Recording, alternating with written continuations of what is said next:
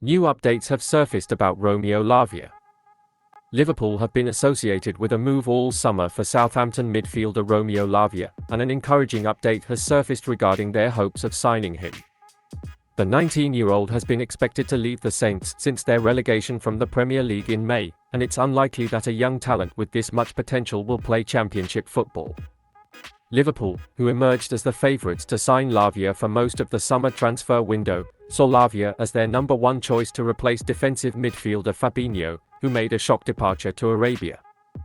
However, Chelsea are now also in the race to sign the Belgian.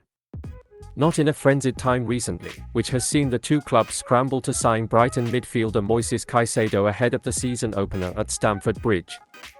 It looks like the Blues could win this battle, but a new update has surfaced about Lavia's future. According to recent reports, Liverpool have agreed to a move with Lavia on personal terms. Chelsea has outpaced the Reds on price to pay for the club and continues to fight them for their services in more transfer dramas. Liverpool haven't given up hope of signing Romeo Lavia, even as they have been knocked out of the offer by Chelsea in further transfer drama. The Merseysiders are working to bring in another central midfielder and have made a personal deal with the Southampton star. Chelsea have offered around £55 million for Lavia, which has been the subject of 3 unsuccessful bids from Liverpool up to £48 million. But he is looking to complete a British record-breaking deal for Moises Caicedo. If Caicedo doesn't move to Liverpool this summer, which it looks like it might, it's crucial that Lavia be brought in instead and stand out as the next top choice. In an ideal world, both could make a significant contribution to rebuilding the Reds' midfield. But given Chelsea's interest and the cost of signing the pair, this is wishful thinking. 19-year-old Lavia is still a very thriving actress, so she shouldn't be expected to be a star man as soon as she arrives. He can be given time to adjust to his new surroundings, where he can play the role of number 6 like Alexis Mac Allister, Stefan Bajcetic or even Curtis Jones. But over time, the Southampton starlet, lauded by the media as outstanding, could transform into a brilliant defensive midfielder with all the qualms to excel there, as Fabinho did for 4 years before his performances last season. Lavia covers the floor, disrupts the game and uses the ball wisely and effectively. With an 86% pass completion rate for a struggling Saints side last season, that's an impressive tally given that he's been playing on a team that often does poorly and hasn't been able to dominate the games. Signing both him and Caicedo would be something extremely difficult for Liverpool to take. But the hope is that a new arrival will be approved as soon as possible. Liverpool's starting 11 against Chelsea has been revealed. Liverpool are starting the 2023-2024 season with a tough game against Chelsea, and there is a lot of room for grabs. The beginning of a new season often brings optimism and excitement. The Reds can ease the tension with a win at Stamford Bridge on Sunday. Everyone knows that the battles are fought at the same time as Chelsea off the pitch, unless you've been sent into the wild for the past few days.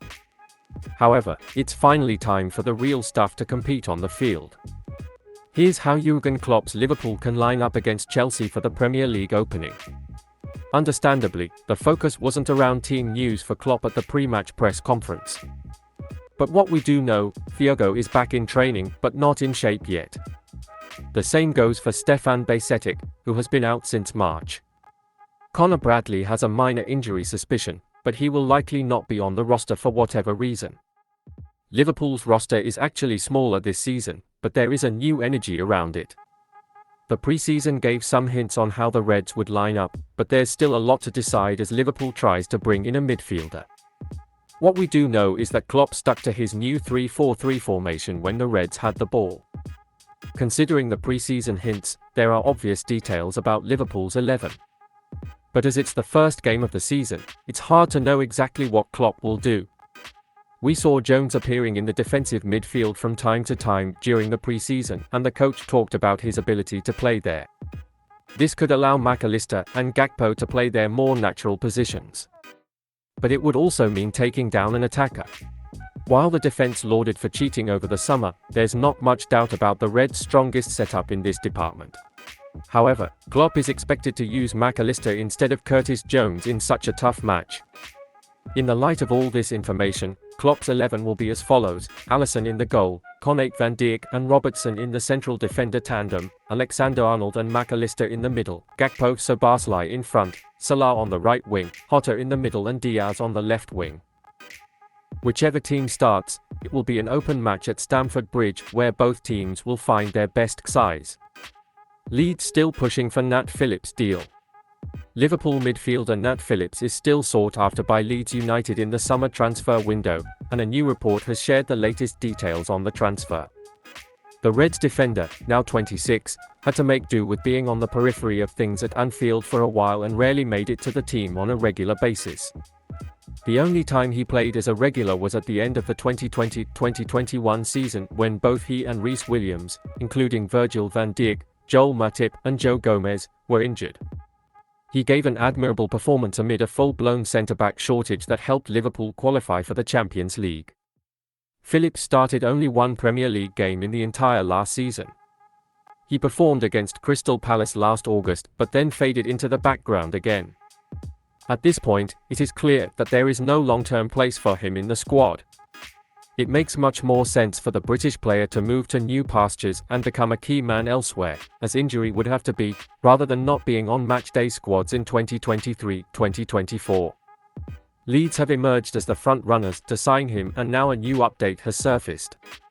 According to recent reports, Phillips is still seen as the best option for Leeds despite his moves against Joe Rodon, and they could even spend big money to get a deal. It's the kind of move that feels perfect for the centre-back this summer and makes him a star man for a championship club seeking promotion to the Premier League. In reality, this feels like his level, just like playing for a lower-ranking senior flight, and he can thrive on Elland Road if the Whites choose to sign him. While not the most aesthetically pleasing defender, Phillips makes the most of his talent and focuses on his strengths. He has proven that he is a dominant force in the air with his performance so far. In his 2 league games for Liverpool last season, he won an average of 4.5 aerial duels per game. Jürgen Klopp has also been lauded for him in the past and had this to say on his performances in 2020-2021. The level of concentration that Phillips and Williams showed again Thursday night is tremendous. What they did there is absolutely insane. It's not easy against this front four of United, he said. While Phillips isn't good enough for Liverpool's roster, there's no shame in that, and he can continue to build an excellent career for himself with his peak years still potentially ahead of him. If he moves to Leeds, which has been relegated from the Premier League to the Championship, it wouldn't be a surprise to see him stand out in his position as one of the league's leading players. Phillips showed enough quality with the Reds to back up that claim, making a casual comeback against Milan's legendary former forward Zlatan Ibrahimovic in 2022-2023. A move away by creating more transfer funds for Liverpool would be best for all parties.